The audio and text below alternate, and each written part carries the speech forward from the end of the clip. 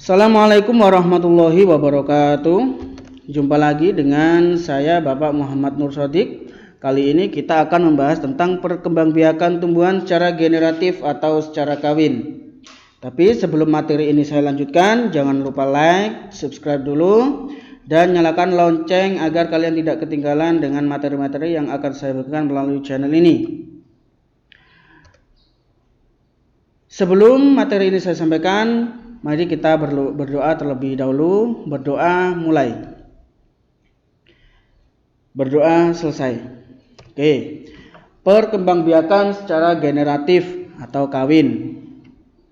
Biasanya tumbuhan yang melakukan perkembangbiakan secara generatif atau kawin itu mempunyai yang namanya bunga sebagai sarana untuk penyerbukan. Oleh karena itu, kita di sini akan membahas tentang bagian-bagian bunga, penyerbukan, jenis-jenis penyerbukan, dan cara-cara penyerbukan. Oke. Perkembangbiakan tumbuhan generatif. Nah, kita akan bahas bagian-bagian bunga terlebih dahulu. Dalam bunga itu terdapat beberapa bagian. Yang pertama yang namanya putik atau kelamin betina. Di sana terdapat tangkai putik dan kepala putik. Selanjutnya ada benang sari atau kelamin jantan. Di sana terdapat tangkai sari dan kepala sari. Selanjutnya ada yang namanya bakal biji. Selanjutnya mahkota bunga, kelopak bunga, dasar bunga, dan tangkai bunga. Selanjutnya kita akan membahas tentang penyerbukan. Apa itu penyerbukan?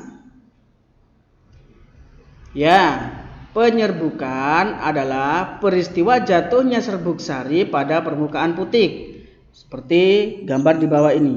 Nah, ini yang namanya peristiwa jatuhnya serbuk sari pada permukaan putik. Ini yang dinamakan dengan penyerbukan. Apa sih serbuk sari itu? Serbuk sari adalah serbuk yang ada di kelamin jantan. Jatuh pada kepala putik sehingga terjadi yang namanya penyerbukan. Oke, selanjutnya. Jenis-jenis penyerbukan. Penyerbukan itu dibagi menjadi 4. Yang pertama adalah penyerbukan sendiri, yaitu penyerbukan ketika serbuk sari jatuh pada bunga yang sama. Ini contohnya. Nah, ini namanya penyerbukan sendiri. Kemudian yang kedua adalah penyerbukan tetangga, yaitu ketika serbuk sari jatuh pada bunga berbeda tapi dalam satu pohon yang sama. Contohnya seperti ini. Nah, dalam satu pohon yang sama dengan bunga yang berbeda. Selanjutnya penyerbukan silang. Ya, penyerbukan silang itu terjadi pada bunga yang sama atau jatuhnya serbuk sari ke bunga yang sama. Bunga yang sejenis tetapi tidak dalam satu pohon. Nah, bunga sejenis tidak dalam satu pohon. Nah, contohnya ini jagung. Biasanya contohnya itu tumbuhan jagung. Dan yang terakhir adalah penyerbukan bastar, yaitu penyerbukan yang terjadi pada bunga yang jenisnya berbeda atau tumbuhan berbeda. Dari tumbuhan satu ke tumbuhan yang lain tapi berbeda jenis.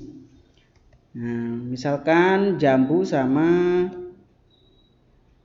mangga misalkan. Ini penyerbukan bastar. Jadi jenis pohonnya berbeda nanti putiknya jatuh pada tumbuhan yang lain.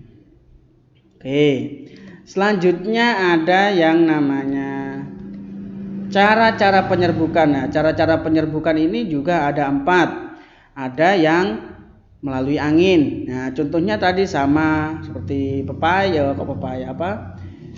jagung, mangga, itu ketika ada angin, serbuk sarinya jatuh ke kepala putik, itu dibantu, atau cara penyerbukannya dibantu dengan angin. Selanjutnya dengan cara apa? Dibantu dengan air. Itu biasanya itu ketika terjadi hujan. Ketika hujan, air mengenai serbuk sari sehingga serbuk sari jatuh ke kepala atau ke putiknya, sehingga terjadi yang namanya penyerbukan atas bantuan air. Selanjutnya atas bantuan hewan, ya, seperti kupu-kupu, terus lebah, dan lain sebagainya, sehingga terjadi yang namanya penyerbukan yang dibantu oleh hewan. Dan yang terakhir itu cara penyerbukannya oleh manusia, yakni penyerbukannya itu dibantu oleh manusia. Tidak bisa dengan angin, tidak bisa dengan air ataupun hewan, tetapi harus dibantu dengan manusia, dengan cara meletakkan kelamin jantan atau serbuk sarinya itu di atas putik, sehingga baru bisa terjadi yang namanya penyerbukan. Biasanya terjadi pada pohon salak.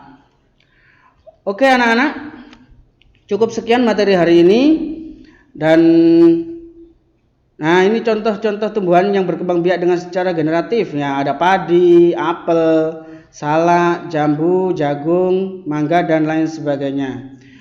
Oke, untuk hari ini saya cukupkan sekian. Dan jangan lupa tetap belajar, tetap semangat. Saya akhiri. Assalamualaikum warahmatullahi wabarakatuh.